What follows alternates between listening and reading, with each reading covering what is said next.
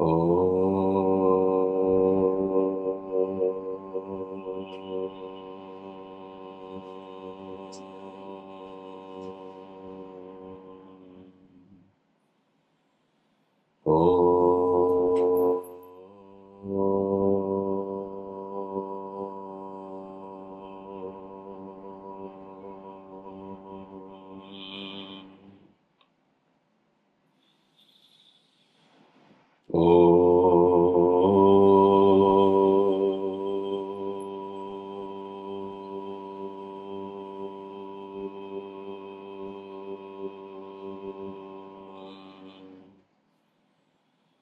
ॐ सहना भवतु सहनौ भुनक्तु सह वीर्यं कर्वावहै तेजस्विनावधीतमस्तु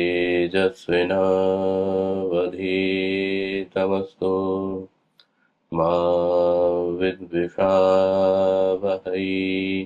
ॐ शान्तिः शान्तिः शान्तिः।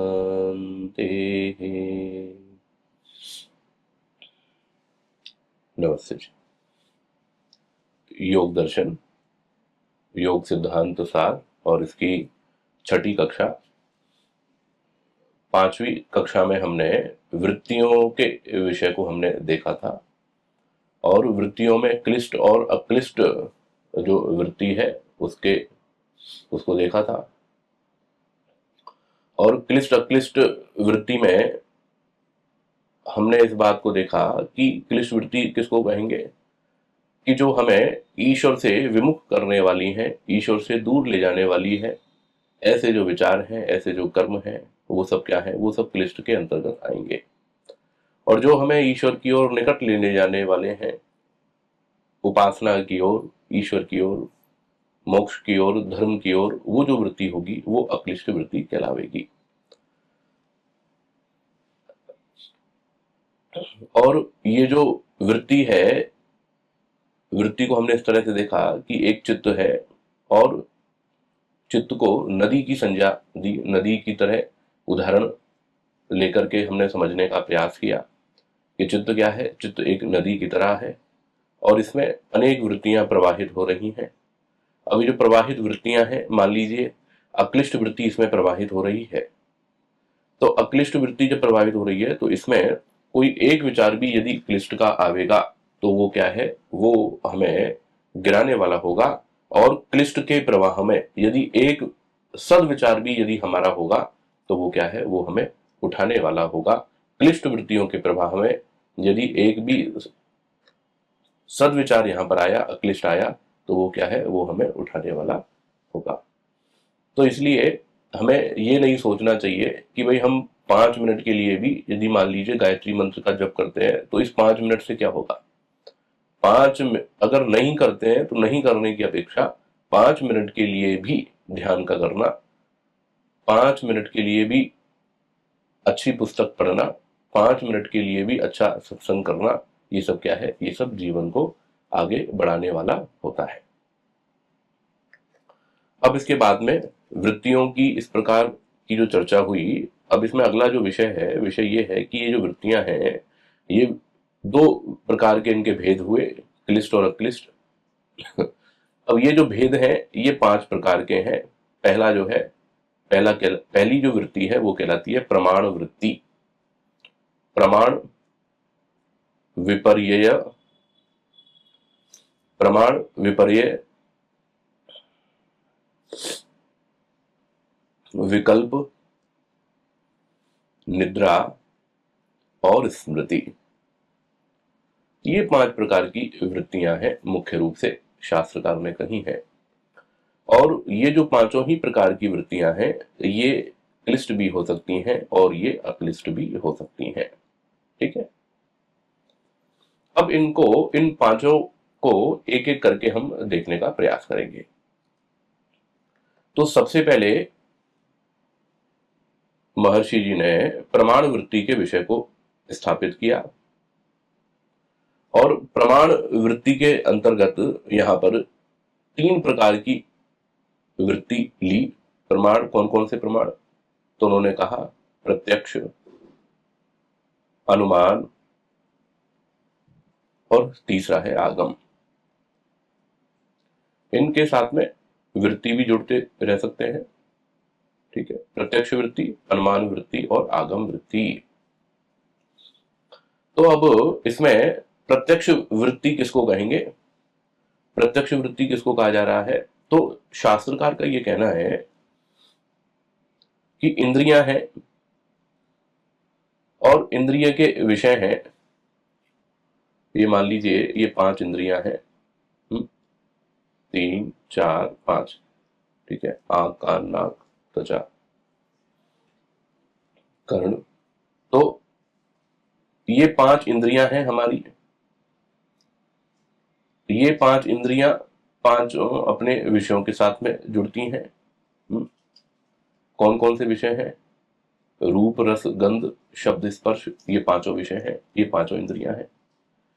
तो शास्त्रकार का ये कहना है कि जब इंद्रियां जो हैं, जब हमारी जो सेंसेस हैं, जब वो रूप, रस, गंध, शब्द, स्पर्श इन विषयों के साथ में जुड़ती हैं।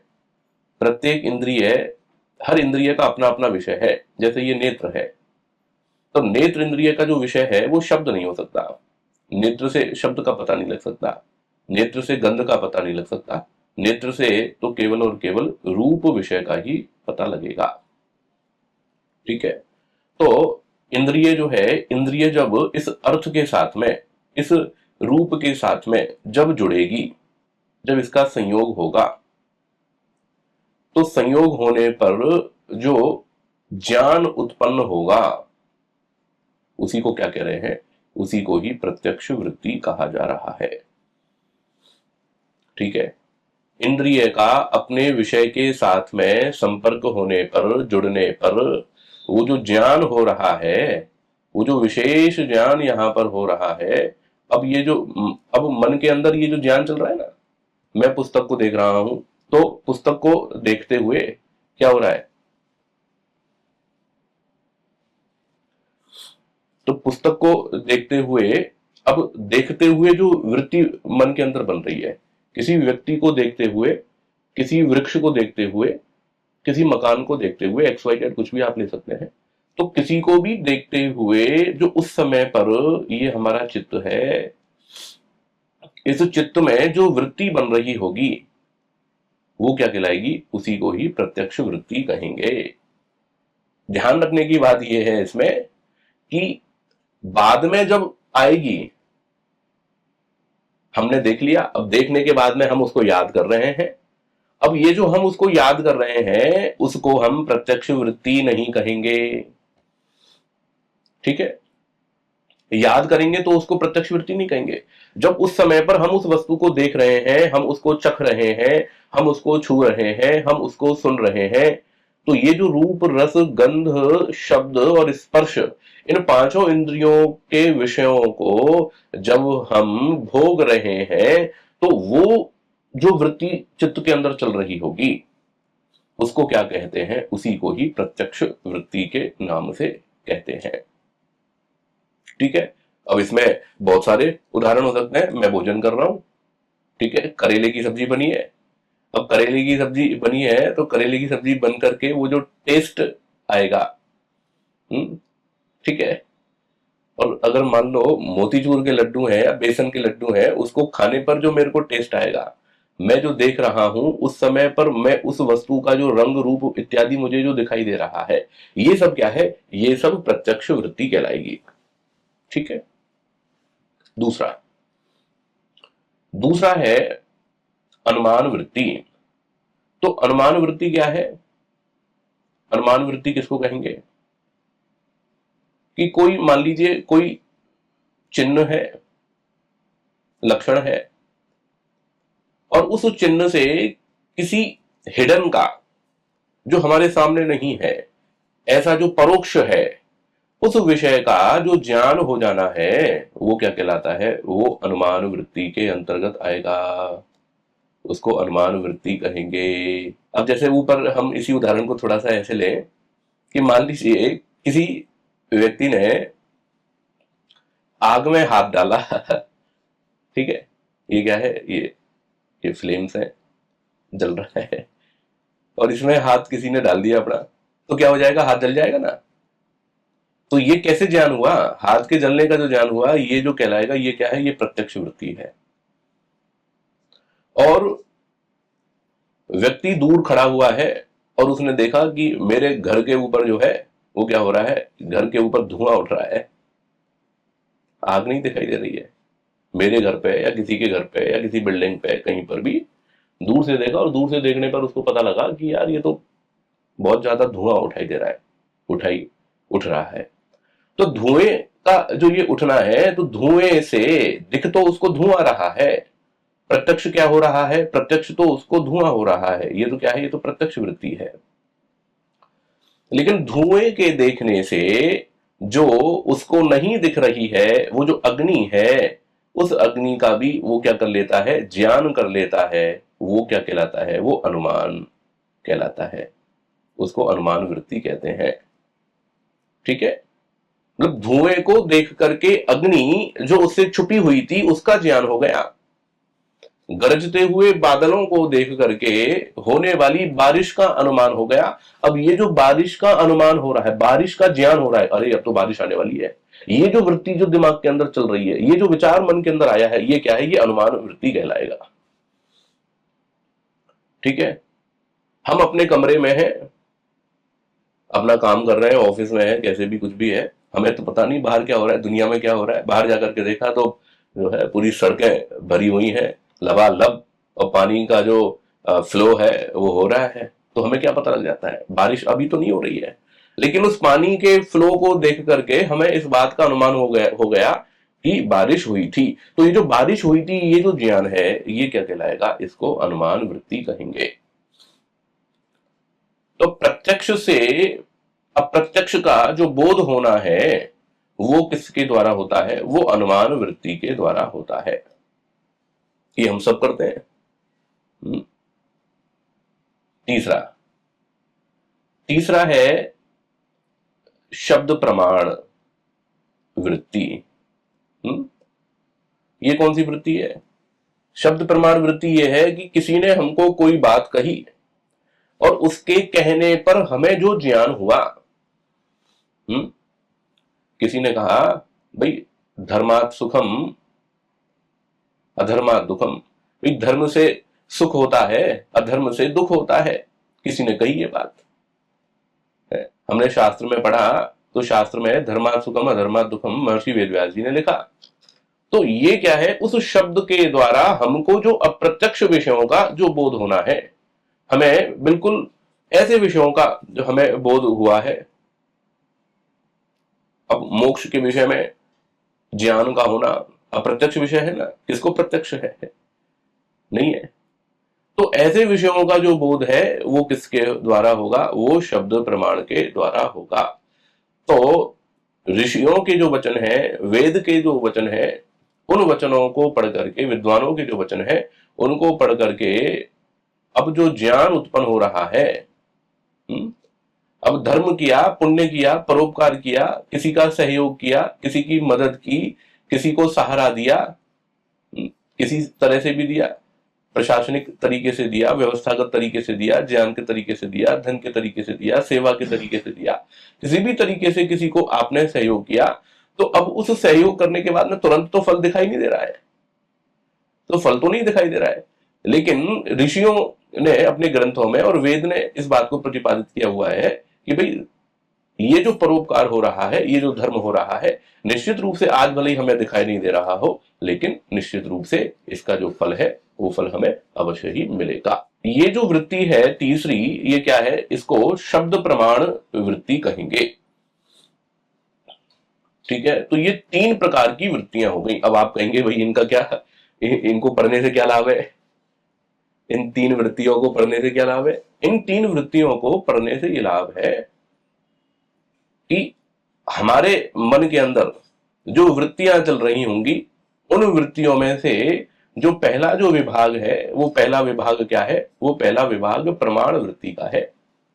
अर्थात या तो हमारे मन के अंदर प्रमाण वृत्ति चल रही होगी, अभी आप मुझे सुन रहे हैं, वास्तव में यदि आप मुझे सुन रहे हैं आपका मन मेरे शब्दों पर यदि केंद्रित है, सुन रहे हैं, तो ये क्या है, ये प्रमाण वृत्ति के अंतर्गत है। सुनते हुए के साथ साथ में आप कुछ स्मरण भी कर रहे होंगे, तो स्मृति वृत्ति भी मन के अंदर चलेगी। हो सकता है कुछ सुनते हुए कुछ गलत भी सुन लेंगे, तो विपर्य वृत्ति भी चल रही होगी। अभी देखेंगे इनको। और तो कहने का मतलब यह है कि हमारे मन के अंदर इन पांचों में से कोई एक वृत्ति तो रहेगी, कम से कम एक, दो भी रह सकती हैं, तीन भी रह सकती हैं, चार भी रह सकती हैं, ठीक है, लेकिन इन पांचों में से कोई ना कोई होगी। तो पहला जो चरण है, पहला चरण क्या है, प्रमाण वृत्ति। और ये जो प्रमाण वृत्ति है, जो योगाभ्यासी है, वो योगाभ्यासी इस प्रमाण वृत्ति को क्या करता है, रोकता है।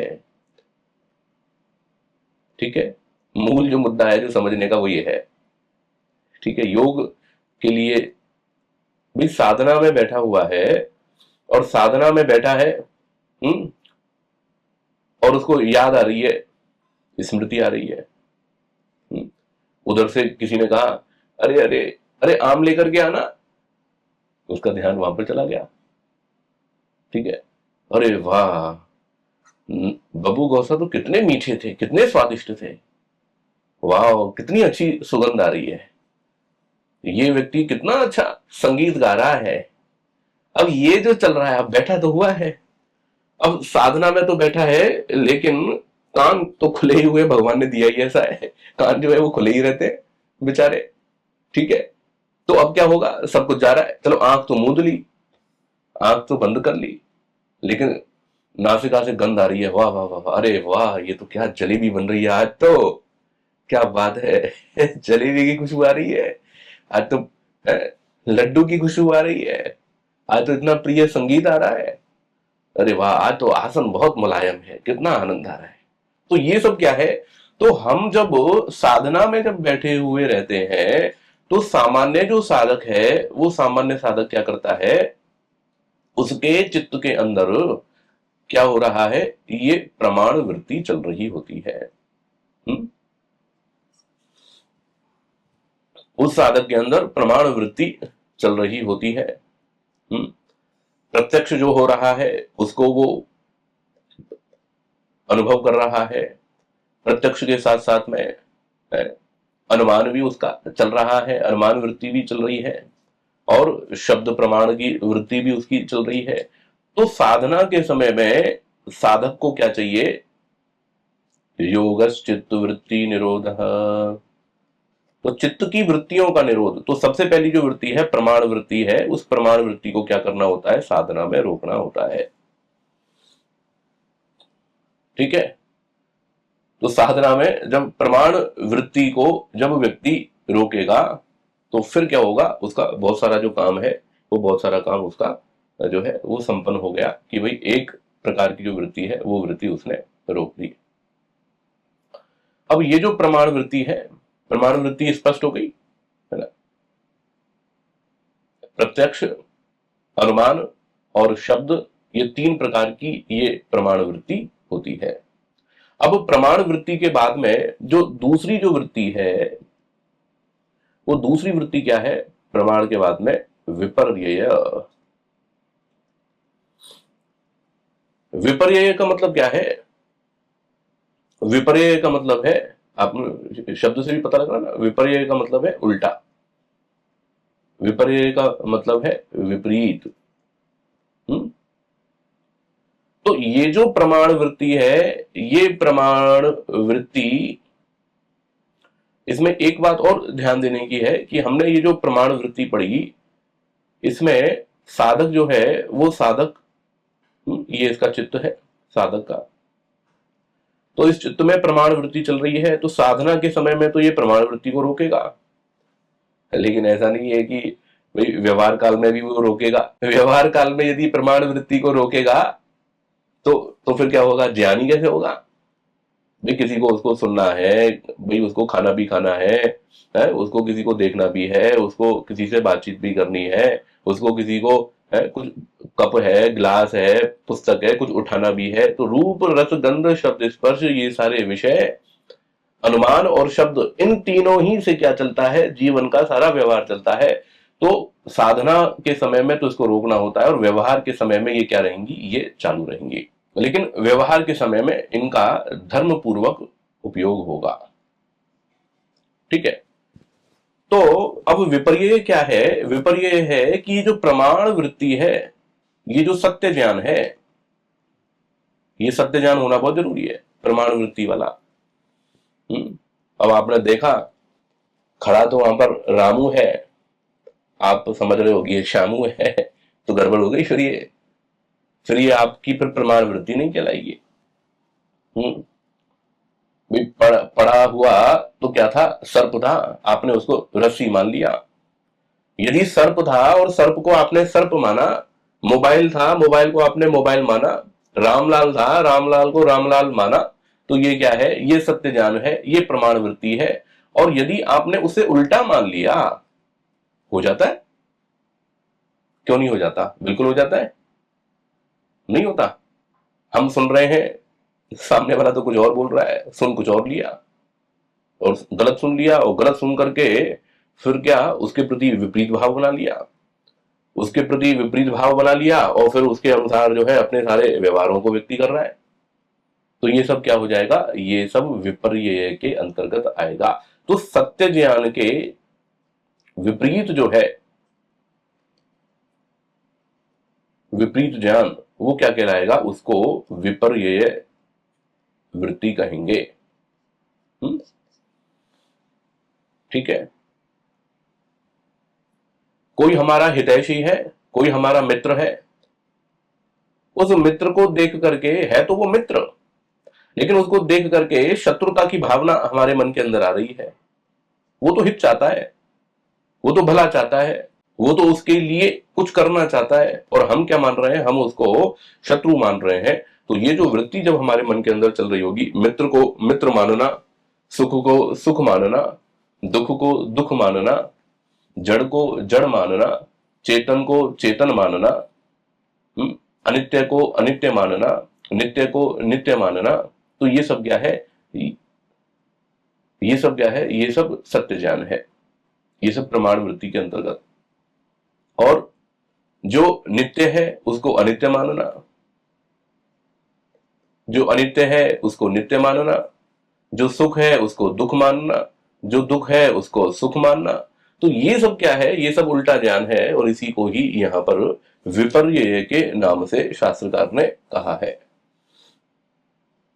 ठीक है। और बहुत विस्तार से ये विषय आगे शास्त्रकार स्वयं कहेंगे। तो आज के इस पाठ में हमने दो प्रकार की वृत्तियां हमने मुख्य रूप से पढ़ी, एक तो प्रमाण वृत्ति और दूसरी क्या है, विपर्य वृत्ति। तो आप देखेंगे कि बहुत सारा जो है वो इन्हीं दो से संबंधित जो ज्ञान है वो हमारे चित्त के अंदर चलता रहता है।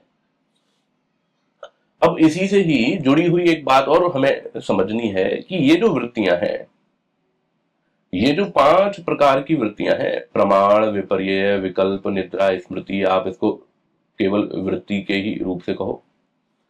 तो ये जो वृत्तियां हैं, वृत्तियों से क्या बनते हैं, वृत्तियों से संस्कार बनते हैं। हमारे चित्त के अंदर, हमारे मन के अंदर वृत्तियों से संस्कार बनते हैं। तो जिस प्रकार की वृत्ति होगी, चित्त के अंदर, ये चित्त है, चित्त के अंदर एक छाप पड़ेगी, एक इंप्रेशन पड़ेगा। ये जो इंप्रेशन है उसका, ये क्या कहलाएगा, इसी को ही संस्कार कहा जाता है। जो व्यक्ति ज्यादा बोलता है तो उसके मन के अंदर ज्यादा बोलने के ज्यादा संस्कार रहते हैं। कोई व्यक्ति क्रोध ज्यादा करता है तो उसके मन के अंदर क्रोध के संस्कार ज्यादा रहते हैं। कोई व्यक्ति बहुत पढ़ाई करता है तो उसके मन के अंदर पढ़ाई के संस्कार ज्यादा रहते हैं। कोई व्यक्ति लड़ाई ज्यादा करता है तो लड़ाई के संस्कार ज्यादा रहते हैं। और जिस प्रकार के संस्कार होंगे उस प्रकार की क्या होंगी, वृत्तियां होंगी। ठीक है। तो वृत्तियों से क्या बनते हैं, वृत्तियों से संस्कार बनते हैं, और संस्कार जो हमारे मन के अंदर बने हुए हैं, उन संस्कारों से वृत्तियां उत्पन्न होती हैं। तो वृत्तियों से संस्कार और संस्कार से वृत्ति, ये क्या है, ये एक चक्र है जो चलता रहता है। ये सबके जीवन में चलता रहता है, चाहे अच्छी वृत्ति है, चाहे क्लिष्ट वृत्ति है, चाहे अक्लिष्ट वृत्ति है, कैसी भी वृत्ति है जो चित्त के अंदर चल रही है, उस वृत्ति से क्या बनेंगे, संस्कार बनेंगे। उस तत् वृत्ति से संबंधित संस्कार बनेंगे। किसी को सजने संवरने का बहुत शौक है तो वो वृत्ति उसकी, तो बस उसके संस्कार ज्यादा बनेंगे। किसी को गंदे रहने का है तो वैसे संस्कार बनेंगे। किसी को ध्यान ज्यादा करता है तो ध्यान के संस्कार ज्यादा बनेंगे। कोई उपदेश ज्यादा करता है तो उपदेश के संस्कार उसके बनेंगे। कोई ईमानदारी से रहता है तो ईमानदारी के संस्कार बनेंगे।